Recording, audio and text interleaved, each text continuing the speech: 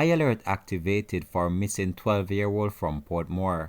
Hi again and welcome. This is Links 007 TV News Report, and we'll be right back with the full details to come. Welcome to Links 007 TV News Report, providing you with the best in local and international news updates. This is a place where you can get the most reliable and informative news information. Links 007 TV News Report. Welcome back and thanks for joining us. This is Links 007 TV News Report. A high alert has been activated for 12-year-old Jessiana Dankal of Spashes Fort Portmore, St. Catherine, who has been missing since Wednesday, January the 1st.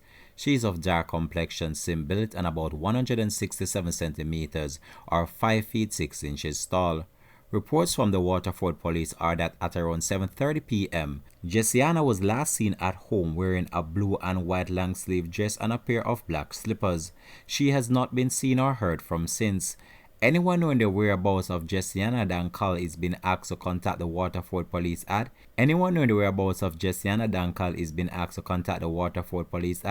876-236-5609, the police 119 emergency number, or the nearest police station. This has been Links 007 TV News Report. Thanks for watching.